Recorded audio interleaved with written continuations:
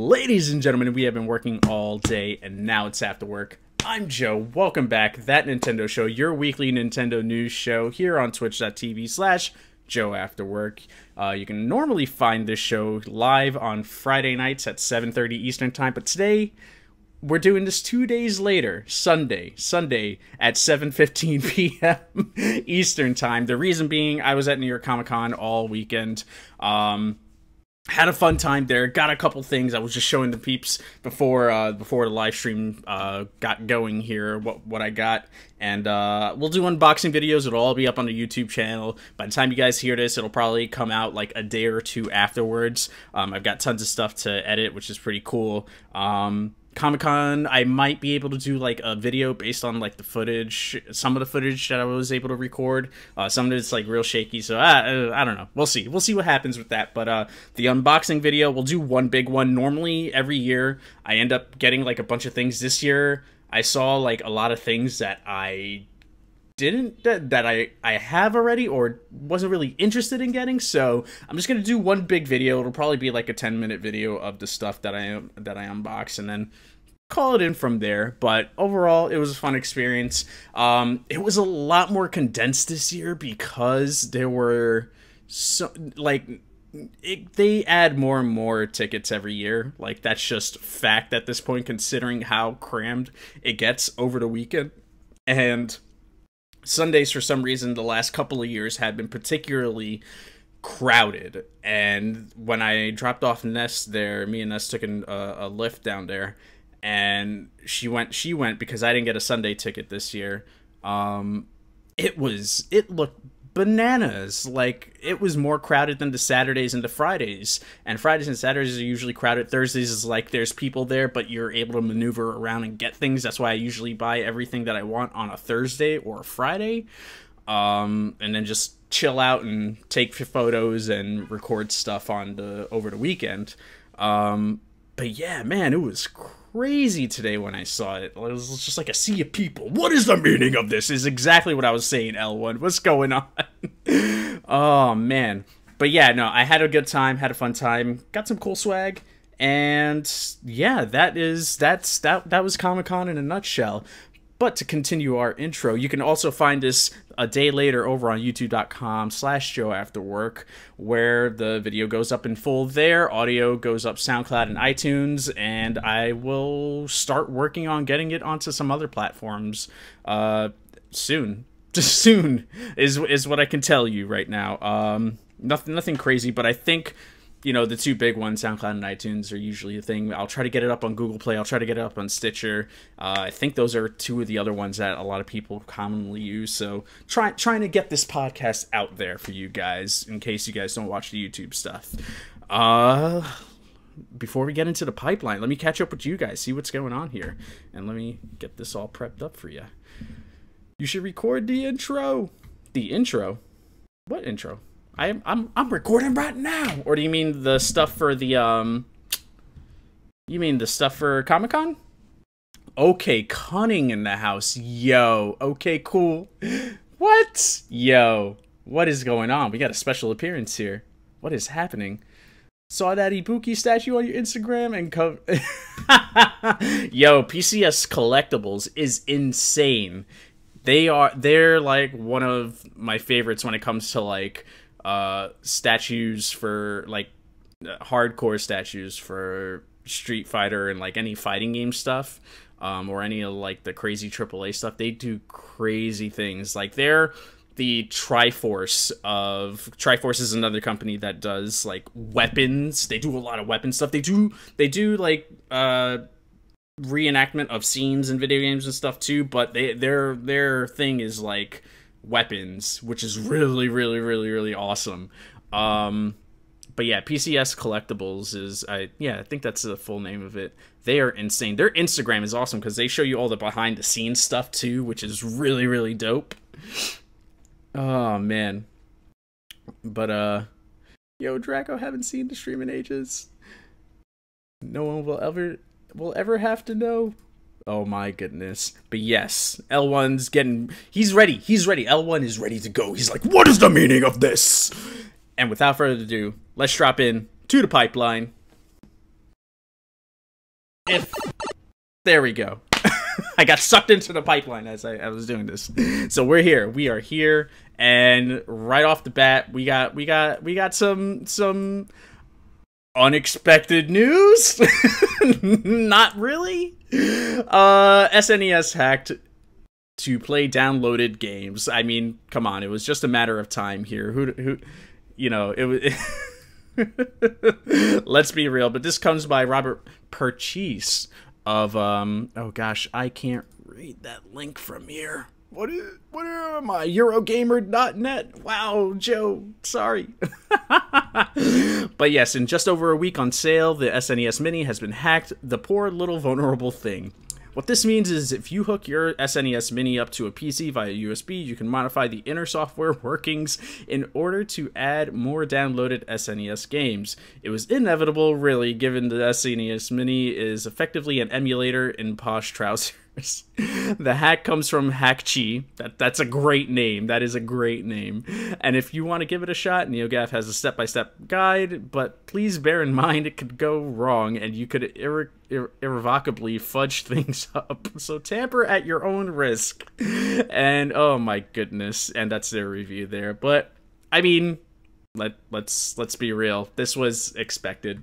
I mean, it was just a matter of time. I think literally in the after the review copies went out of this thing, the Star Fox 2 game got dumped into into the internet, into the interwebs, and it was right before the game came out. There's this company that I follow on Instagram called Rose Colored Gaming, and they already had made a cartridge like close to release of SNES Classic, where where they make custom like stands. They do a lot of stuff. They make custom DMG Game Boy shells. All this crazy stuff. They make signs, everything, you name it, on there. And I don't know what their website is, but if you follow them on Instagram at Rose Colored Gaming, you can see a lot of cool stuff. And he or she made a cartridge already of Star Fox 2 with the label on the SNES cartridge and everything. It was like a see-through blue. I was like, damn. That was quick, and lo and behold, a week later, the SNES Classic is already being hacked. I mean, come on now, come on. Yeah, people are gonna do it. I don't recall how long it took for the NES Classic to get hacked, but it wasn't that long because people found out pretty quickly that it was all run on fancy emulators that Nintendo had made. So, being the fact that the SNES Classic is pretty much the same exact emulator minus, or adding a few other special little features. Boom, there you go. It's pretty much the same thing as last year. Man, what are you guys thinking? Is anybody gonna do this? I'm not gonna mess with mine personally because I like the games that are on there. They're good. I'm terrible at this sort of thing. I'm just not gonna mess with it. I want mine to work forever. People live to hack those things and be the first to do it. Yeah, hey, it's true. It's true. I like talking about this stuff because it's fun. It's interesting, but damn, people are getting faster and faster with these things. It is insane. It's crazy. Oh man, we got some Athena, Draco, Banayathi, L1 Metal Gaming. Sorry, I forgot to do your intro there. I mean, if I had one, says Fornitus. Oh, man. And thank you, Japanber, for that host. Yo, what up, everybody from Japanber's stream? Hope everyone's doing good. And we're going to move on to the next topic. Here we go. It's going to be a light news week, by the way. I should have warned you guys. Light news week. Nothing too crazy, but we've got enough to do a show on, so I want to continue to keep giving you guys weekly podcast content here. But this comes by way of Nintendo Life, and Super Mario Odyssey director explains why the life counter has been dropped. So L1, this is speaking to you right here. I'm just going to go ahead and read the quote here. But we thought about how a live system would work in this kind of broad exploration focused game. In this sort of game, there would be a lot of different restart points. We decided not to use the live system because it was not an element that was absolutely necessary. We also thought that it would affect some users' desire to play because while users who are good at the game would rarely see the game over screen that comes up when Mario runs out of lives, inexperienced users would probably end up seeing it frequently. So there you have it right there. That was the decision. I'll just go back up real quick. One of the things that many fans noticed immediately when shown in-game footage of Super Mario Odyssey was that the life counter, a staple in every Mario game until now, was missing. Should the plumber meet his demise, the game merely subtracts some coins from your total and then restarts you at a checkpoint. It's divided opinion somewhat, but this seems something that's become more and more of a trend in modern platformers, as lives are really just a holdover from the glory days of arcades. So this is interesting. You've got some purists, and then you've got the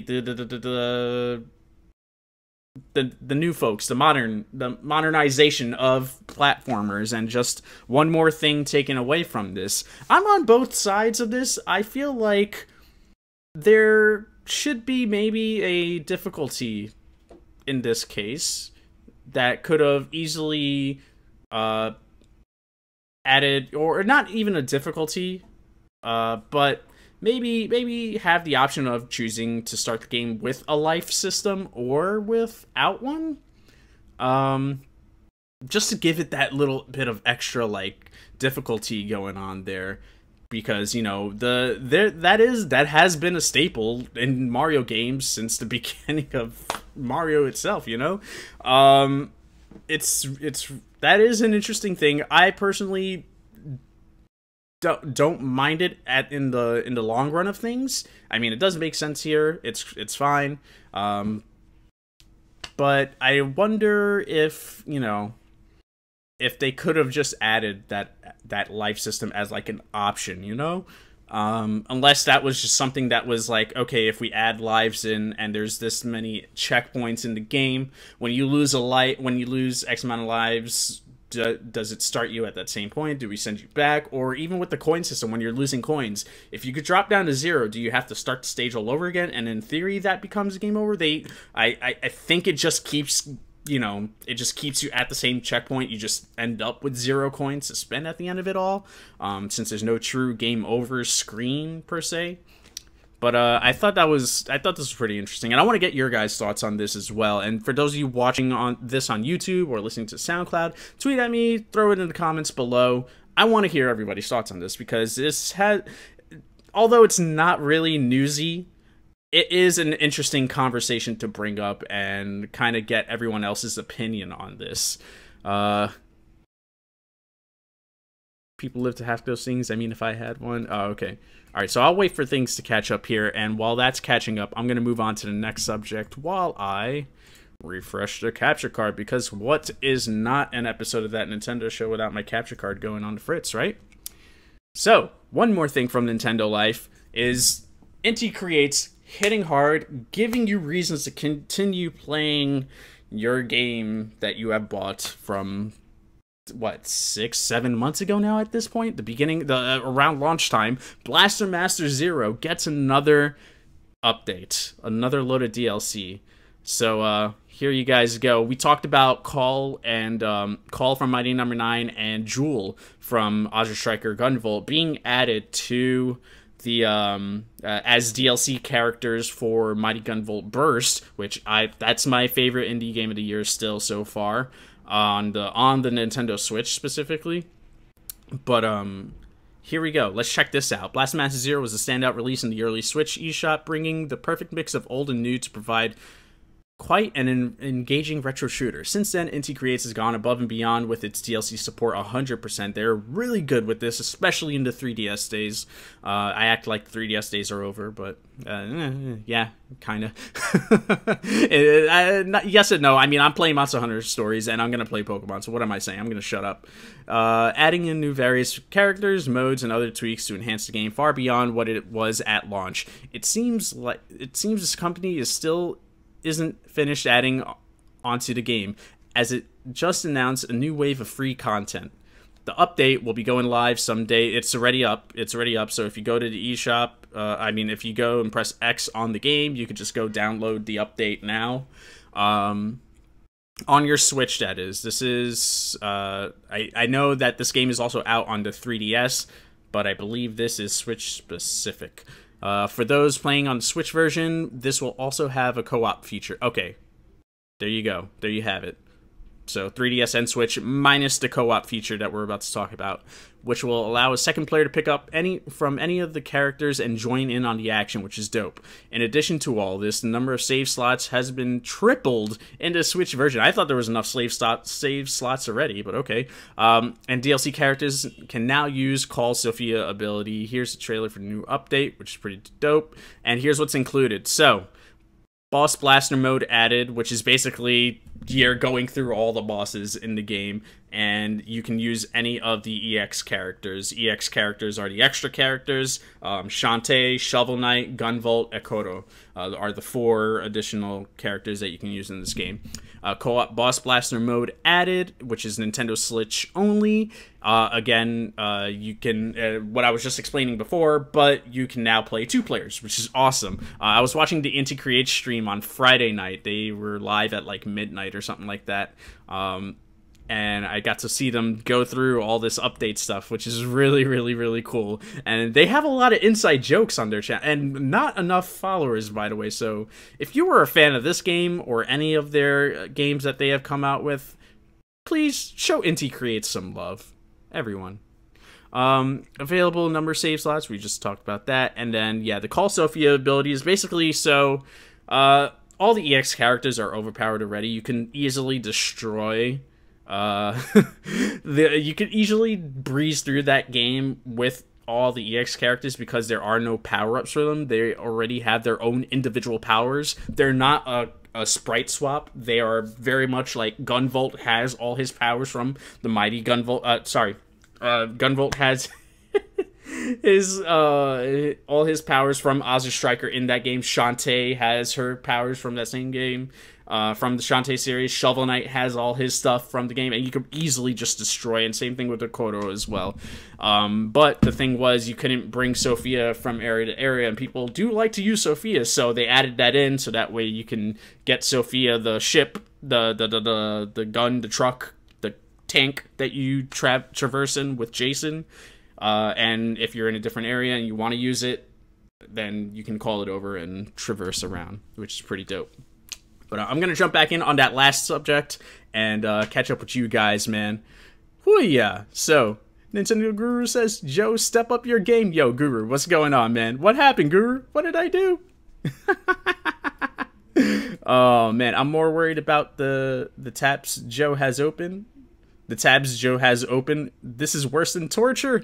I mean, we have all those tabs mostly because of all the... most of these tabs end up taking up the eShop drop section.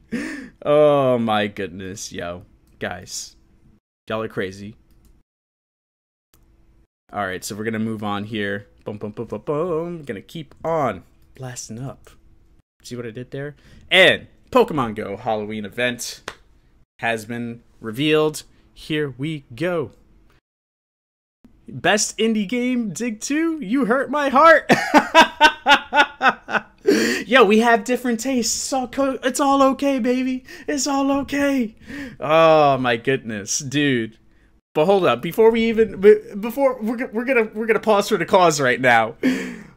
Mighty Gunvolt Burst, man, so good. I love Dig 2, but Mighty Gunvolt Inti Creates has my heart, man. They do so much. They hit right at home with the Ozzy Striker series, the Mighty Gunvolt Bursts, both of them, and Oh gosh, I mean, they even did a lot of the Mega Man Zero series from the Game Boy Advance and DS days. I did play one of them, but I mostly messed with them once Ozzy Striker came out, and I was just like enamored with them.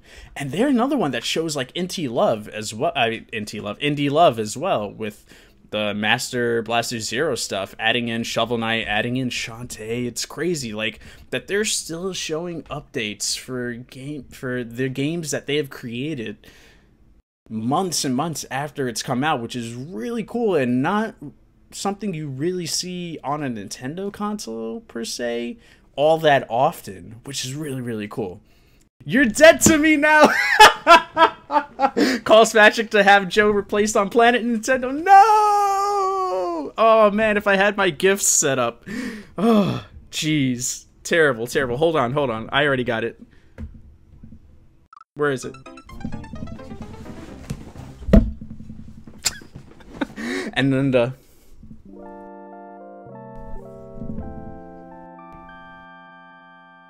Alright. Let's get back into this. Oh, man. For those of you listening on the podcast version. Oh, my goodness. I love you too, Guru. I know it's all good. It's all fun and games. That's why I make those sound effects. Love you guys. Pokemon Go Halloween event reveal has players sure new monsters... or has players sure new monsters. Someone want to fix that title? Am I just not reading that right? Pokemon Go Halloween event reveal has players sure new monsters are on the way. Okay, no, that's correct. That's correct. I just read that all sorts wrong. But anyway, the Halloween season is a special time in Pokemon Go, the page reads. Plenty of good stuff is coming to the game later this October, and we can't wait to get out and about, see what sort of excitement we can scare up while catching new Pokemon to fill our Pokedex, which is pretty cool. Players' immediate read of the lines is that those new Pokemon are new to the game itself, as in Pokemon from the third generation of monsters, as Niantic has slowly continued to release more Pokemon from the series' second generation lineup throughout the year. Some members of the fan base feel sure that it's time for the release of Generation 3. So, I think Ariel Draco still plays Pokemon Go. If he's up in the chat, are you hyped for this? Is there anyone out there that's playing Pokemon Go still? I dropped off last year with the brunt of the hype of that game. I never went back. I have a friend at work that still plays the game. Like, he's very much like about it. Like, it gets him to go out and about and still keeping up with the updates. Like, he updates me on what's going on. He doesn't know that I do this show. I was like, damn, I didn't know that they're still doing all these things, which is awesome. And Niantic's really about listening to the fan base, which is awesome. I know, that whole debacle with like the event in Chicago where people were like flipping out and now they're getting sued and all this stuff was crazy, but it still seemed like they were trying their best to make sure that the players that were serious about this were being treated right. And this is just another thing that's pretty dope, is that they're still continuing with these holiday-based events. I'm sure there'll probably be another Christmas one. Didn't Pikachu have like a Christmas hat or something like that before? What a fair maiden Joe is. Oh gosh, Fornitus. But yeah, that is all for that. We're gonna keep on moving on. So, in the lighter news, that was pretty much, the heavy hitting stuff this week. And again, this is gonna be a light news show this week, but and a late one at that, so I'm gonna be up a lot late tonight again. But here we go. We're over at Dark Horse Comics, which they had a booth over at Comic-Con when I was there this weekend, and this was one of the things that they were promoting as well, which is pretty cool. But other than, their comics that they do, and the Legend of Zelda hype in wow. This is what happens when you have not slept all that much just in the last 4 days. Joe needs to sleep. Legend of Zelda Encyclopedia HC. Oh my goodness. Which isn't that HC Hyrule Compendium, right? But you guys already know we have the do I have it here? No, it's in the other room. But we have the the art book that came out last year. A couple years before that was the Hyrule Historia, which the big thing about that was showing off the timeline of everything, and now this one is crazy. So let's read into this. But comprehensive collection of enemies and items, potions to pose, an expansion of the lore touched upon in Hyrule Historia, concept art, screen caps, maps, main characters, and how they relate, languages, and much, much more, including an exclusive interview with the series producer Eiji Aonuma. This, the last of the Goddess Collection trilogy, which includes Hyrule Historia and Arts and Artifacts, is a treasure trove of explanations and information about every aspect of the Legend of Zelda universe, which is pretty dope. So it seems like they're going to add some more stuff, but include the first 2 books in this book, which is really dope. So if you didn't have a chance to get the other 2 books, which they're still available, you can still find them. Just don't pay, you know, more than the asking price of that stuff. I think it was like 20-30 bucks or something like that for the other 2 in each. And so I know that there have been markups and whatnot, but this one is actually available for pre-order, and Amazon had a sale for it. Instead of like the $40 I think that, or the $30 I think it was like 22 bucks. So if you want to pre-order it, it doesn't come out until next year though. I think April 2018 is the release date of this. But let's just scroll down here real quick. April 24th, 2018. There you go. And yep, 40 bucks and or $39.99 if you want to be exact. And double check the let me check real quick. I'm gonna go on Amazon. I'm gonna find out for you guys right now. We're gonna do some investigative journalism here. And Legend of Zelda Encyclopedia. I love that's the first thing that shows up. Yep, it's still $23.99 as of this live stream, as of this recording. If you're listening any later than this, than the actual releases of the audio and the YouTube video and watching on live stream, then you might have missed out already. But there you go. And oh, look at that. Even the Hyrule Historia is knocked down to 27 bucks. So if you do want to get that now, that's there. Although it doesn't have any of the new games that have come out since added into there. So take that for what you will. Because yeah, Hyrule Historia was quite a while ago. It was a few years ago. So of course that's going to be a little bit behind.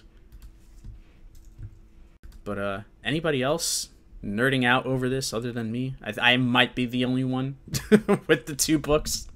Oh yeah. Oh my goodness. But yeah, last in the pipeline is Triforce, another vendor that I saw over at Comic-Con. They always have crazy stuff, and I was mentioning at the beginning of this episode that that Triforce had their own booth. It was really huge. They do a lot of weapons stuff, and occasionally they'll have, like, you know, different character-based statues as well, and they're really, really huge. And they're super, super detailed. It's really, really awesome what they do there. But they're working on a ukulele. They're calling it the Collector Boxy. Now, don't get this confused with a collector's edition, because this doesn't come with the game. This is being made by Triforce. So I feel like they should have changed the name a little bit to not confuse people. But the statue here has Yuka and Laylee on there. Laylee, the little bat, and Yuka's the chameleon. But it's in celebration of the, you know, the Nintendo Switch release, which is pretty dope. It comes with the these pins right here, these character pins. You've got a little keychain going on here, and you got some concept cards as well. So some concept art cards, which is pretty dope. Looks like there's 5 there. I can't remember if I passed by this at their booth or not. I feel like it was there, because I'm seeing this. I'm like, oh, I think I saw that while I was at Comic-Con. It was like sensory overload while I was there, so forgive me.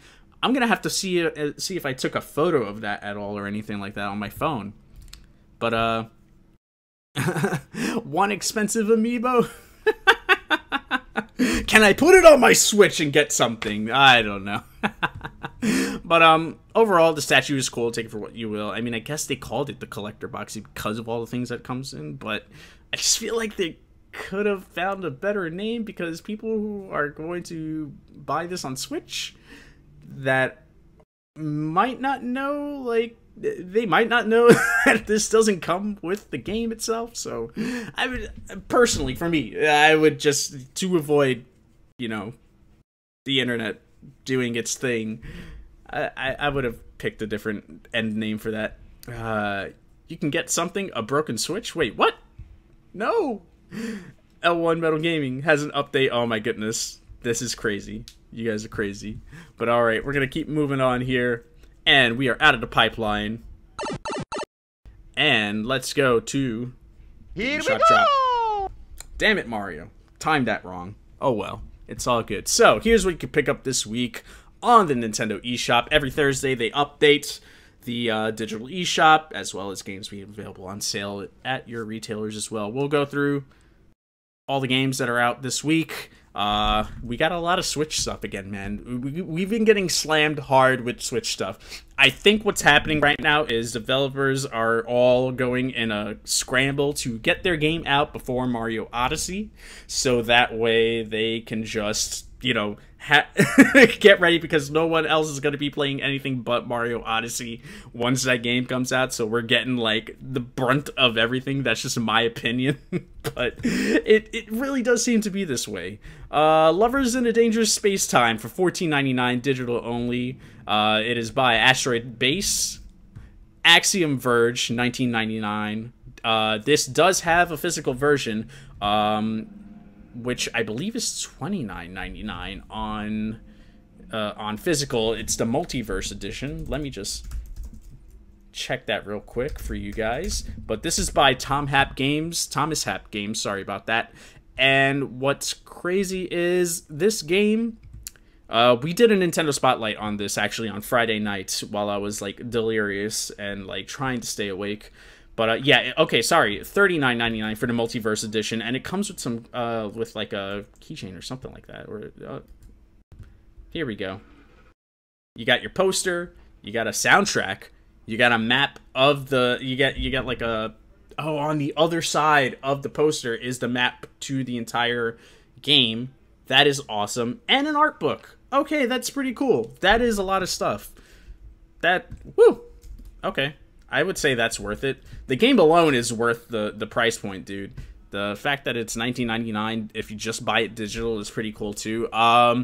If you're a fan of Metroid, this is as close as you're going to get to a traditional 2D Metroid on the Switch for now. Or maybe ever. I don't know if we'll ever see a 2D Metroid on the Switch itself. But really, really good game. And it's all made by one person, Thomas Happ, which is crazy. I'm sure he had help getting this ported over to the Switch, but the initial release of this game when it came out, what was this, a year and a half ago? And he spent like 5-6 years making the game. Well, if there is a game that you pick up this week, I would have to say Axiom Verge. Ninja Showdown for $14.95. Again, with those weird $14.95 prices.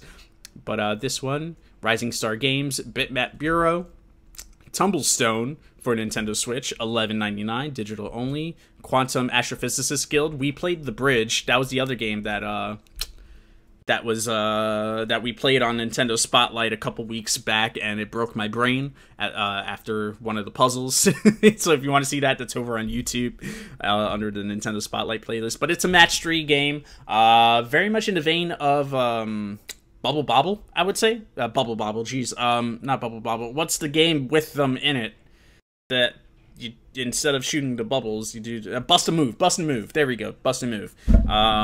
Sort of like that. So if you're into that game, hey, Tumblestone's right up your alley then.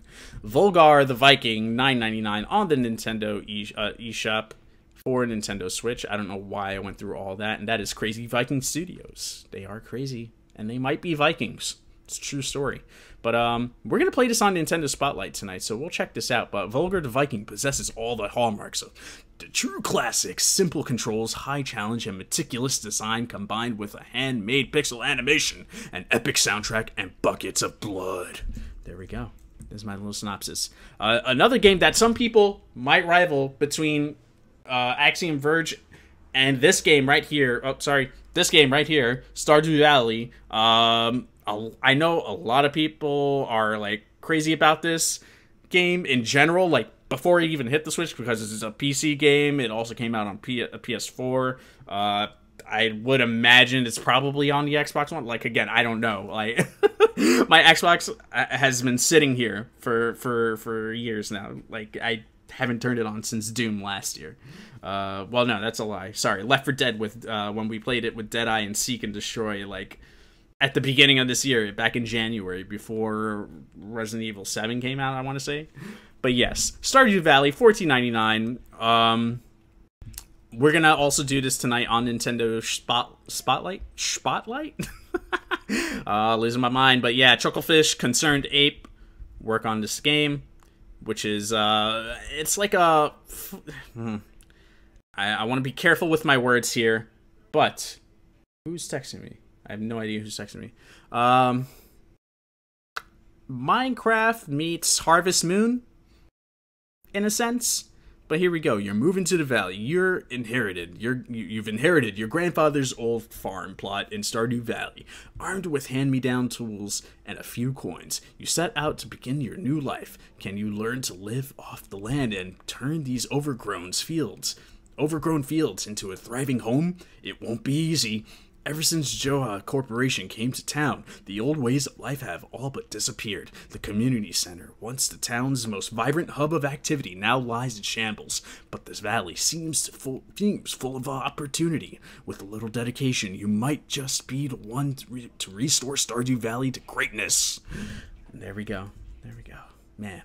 Oh, man! Crap! I forgot this game came out, too! Oh, my God! Oh, no! Sorry. This is another awesome game. I played this game last year. The video's no longer up on YouTube because it was when I was, doing PC and PS4, Wii U, and Xbox games. I was doing everything. This is a gem right here. Night School Studios. Oxenfree. $19.99 on the Nintendo eShop for Nintendo Switch. Man, I don't even know what I can say about this game. This is... It's a good return to some traditional some traditional adventure games, like that old school click and point, but it's not click and point. You move your character around, you do make decisions. I believe what seems to be alternate endings, because the way the game ended for me seems like I need to go back in and play it again. It's crazy. It's about one character in particular, but it branches out into you having these relations with other characters as well, all it being in a supernatural environment, and just a lot of messed up personal things that happen as well. So it's it's emotional as much as it is supernatural, and it does get a little creepy at times, but nothing like the spookies that you would get in like Resident Evil or anything like that. But yeah, it's an adventure. It's a bit of a mystery. There's a lot of things going on, and it is fun. We're definitely going to be doing a full playthrough of this at some point, but for now, we'll have to settle with Nintendo Spotlight. Just this year is already booked with everything that I have planned out for the rest of the year for this channel. But we're gonna go back and show these indies a lot of love starting in January. And then out on the Nintendo 3DS for $39.99 is Mario & Luigi Superstar Saga and Bowser's Minions. So, someone will correct me if I'm wrong here, but this was a DS game, and Bowser's Minions is the addition to this game. So they added in, they updated graphics for the 3DS. They also, there we go. Sorry, I just had to refresh there. They also, with the Bowser's Minions portion, it takes place at the same time as Mario and Luigi Superstars. However, they it's a new story, and you play as like the Koopa, one of the Koopa Troopers or something like that, and you're going through like parallel stories, basically the other side of it and what happened on their end, because Bowser doesn't seem to be the main bad guy in this game. It's actually someone else, which that's pretty cool. I like when they do things like that where they don't have Bowser as the bad guy. I have a soft spot for Bowser. I apologize. Come on now. But save Princess Peach's voice, the Bean Kingdom, and Bowser? The game that launched the Mario and Luigi series returns looking better than ever before in this renewed classic Mario and Luigi Journey to the Bean Bean Kingdom, with Bowser to restore Princess Peach's voice, control Mario and Luigi simultaneously, making use of their unique bros. Okay? Move to solve puzzles and emerge victorious in action-packed battle. Pay heed to the enemy's patterns and times your reactions right to land satisfying counter blows. Included in this remake is the Minion Quest, the Search for Bowser mode, which tells the story of the game from the perspective of Bowser's minions. Recruit characters to grow your own minion army as you fight to locate your missing leader. There we go. Layton's Mystery Journey, Catriel, and the Millionaire's Conspiracy. Nintendo 3DS, $39.99. It's a Professor Layton mystery game where you're playing as his daughter, and I guess Professor Layton is missing. Because you can't introduce new characters in video game series without having the other one missing. I'm just gonna stay there. Concept Revolt, $39.99 on the eShop. And last but not least, Symphony of Eternity, Nintendo 3DS, $7.99 on the eShop, and that is by Kemco. Kemco releases a lot of games for the 3DS, showing a lot of love there. And that is going to close out the eShop drop. So long, Bowser! I gotta get a better timer for that, and I just dropped my fun camera that I use for everything outside of YouTube. Sorry about that, guys. So, I'm going to catch up with you guys in the chat before we end this show and jump into Nintendo Spotlight. What's going on, chat? What are you guys up to? Any of these topics of interest to you this weekend? It was a light news week, so, man, we try here. I try to give you, I want to give this to you guys weekly. Waiting for that. So, yo. Oh, man. Thank you for reminding me, Draco. I remembered when I was setting up, but I didn't put it in. I can't show the videos because I don't want to get flagged when I upload this to YouTube, but I did want to check this out because Draco did have some sent me over some Pokemon videos as well.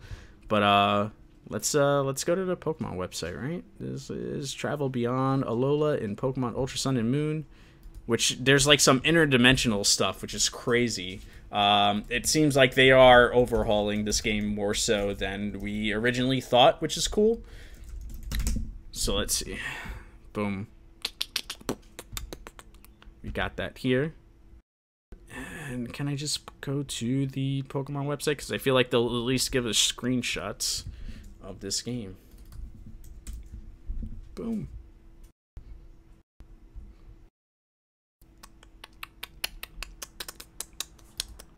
Pokemon Sun, Ultra Moon, yeah, gonna stall all I can and not fill this podcast with dead air. So you're getting a song while I find the last topic that we are looking for that I missed when we left the pipeline. And I think I found it. Worlds behind an ultra hole, yeah. Return to Alola. Gonna eat me a lot of peaches. Moving to Alola. Sorry. Anyone know that song I was referencing? I'm gonna keep it a secret. But anyway, here we go. So yes, dropping back into the pipeline because I completely forgot this little bit of news. Thank you, Draco, for the reminder.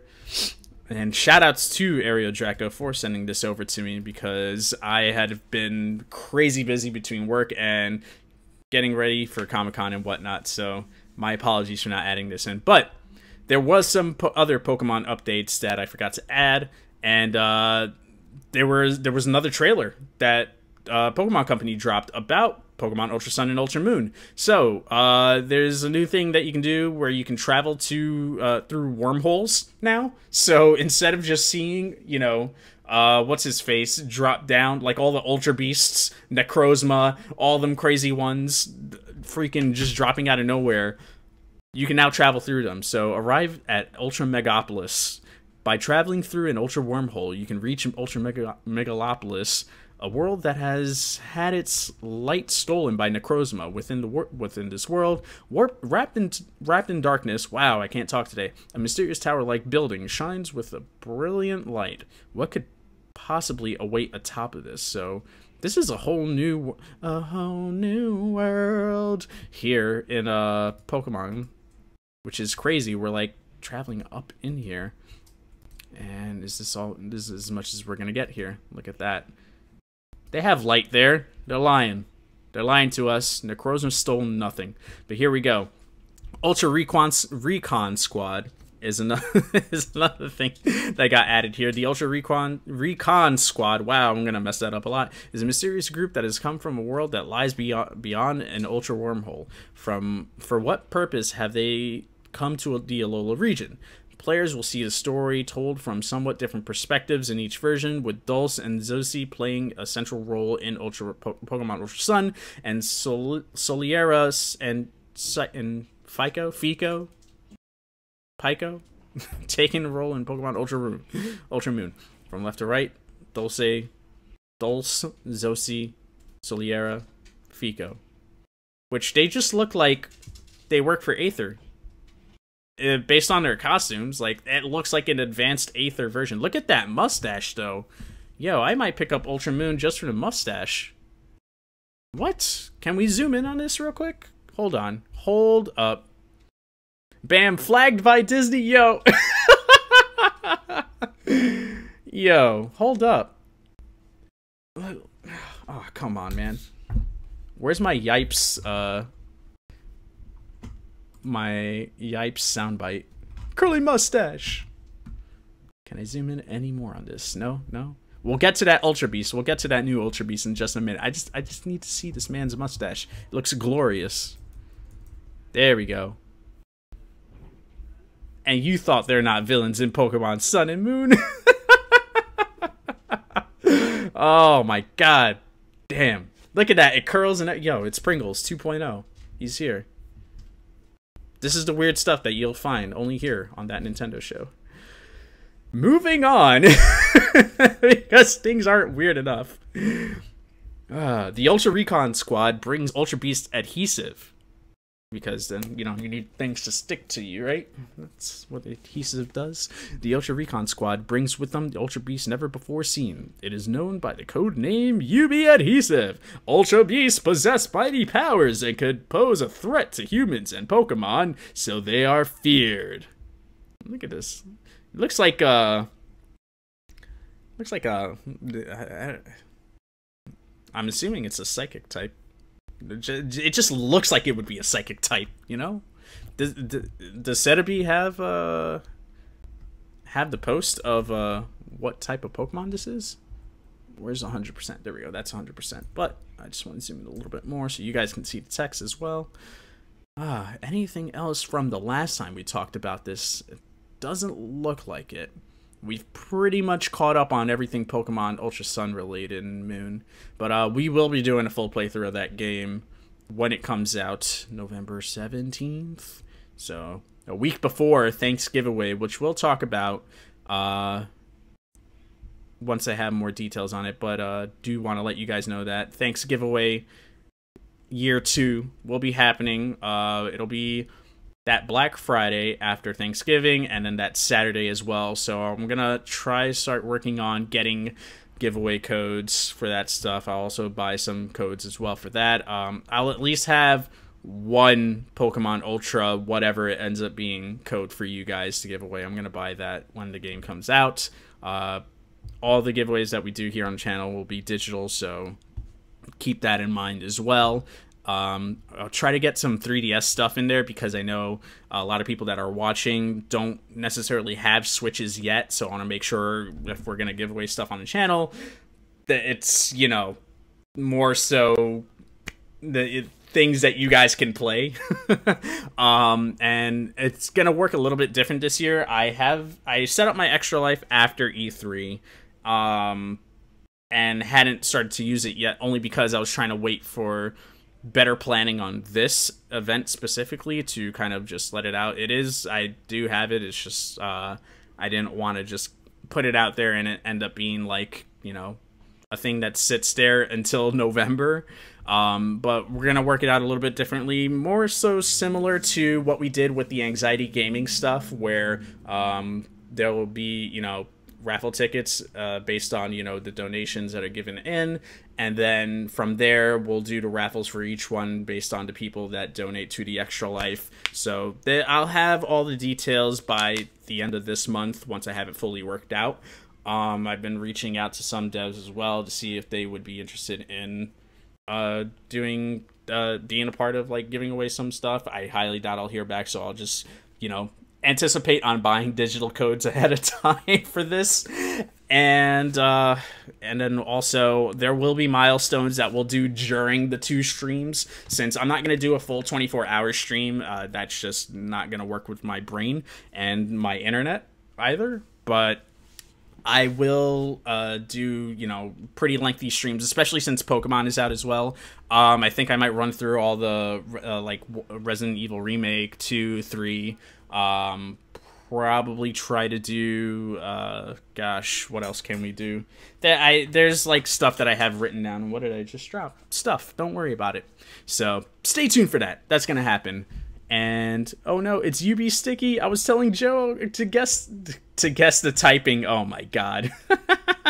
You guys are crazy. Fun fact, UB adhesive is called sticky in Japan. Oh my god.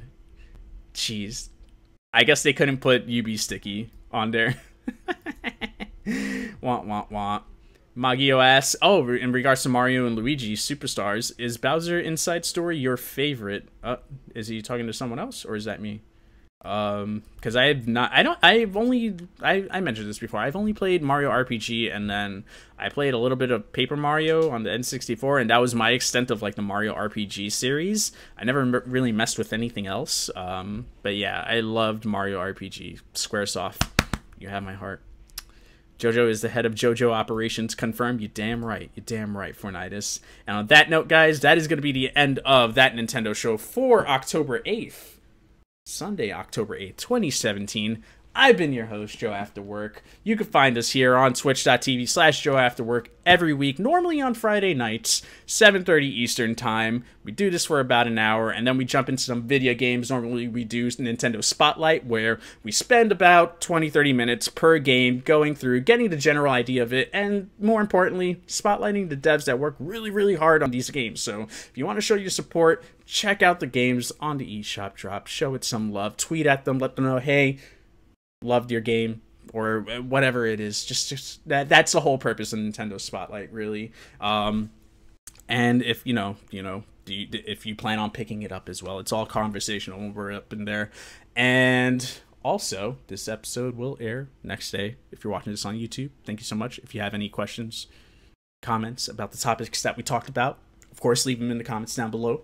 For those of you listening on the audio format, SoundCloud and iTunes, you can tweet at me at JoAfterWork.